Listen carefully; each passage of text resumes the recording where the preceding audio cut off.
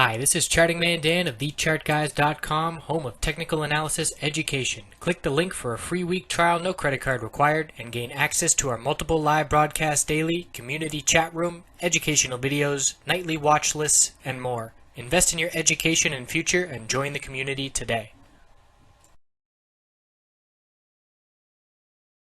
Looking at Apple on the daily and weekly, so a gap down with the bearish tax news, and we filled our target at that 105.27 level. And I actually take that back. We filled it pre-market. We have not filled it on the daily chart, but we did bounce off the lower Bollinger Band, and it is a bullish reversal candlestick.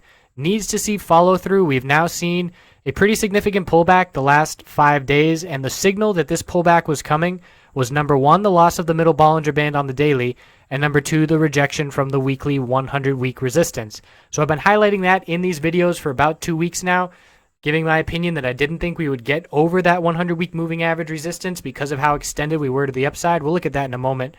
But you can see the volume does belong to the bears. Some of it is bulls buying the dip with the lower wicks. But we need a bullish reversal candlestick tomorrow, or a confirmation candlestick tomorrow with a break of 106.50, the high of today. And the stronger the close, the better, obviously, for the bulls. The RSI is on the verge of a bearish cross of 50. Here's the weekly, confirming the bearish reversal candlestick of last week. And the reason I didn't think we could get over this 100-week moving average resistance was, number one, we had seen 7 of 8 green weeks in a row with very little consolidation along the way up, and also the overall downtrend. So I didn't think the bulls would have the strength to break 111.11 after 7 out of 8 green weeks in a row. And that's exactly why we're pulling back here. Again, still normal, healthy consolidation. Overall trend absolutely belongs to the bears until 111.11 breaks. But the shorter term trend in terms of the last 4 months is very normal upside, or normal consolidation is what I mean to say. We could pull all the way back to 103, low 103s, and we've got the 50-day moving average and the 10-day moving average supports. And if we bounced off that level, it would still be a very nice uptrend on the 4-month time frame here. So we're looking at a short-term bounce potential on the daily chart. These Bollinger Bands are tightening.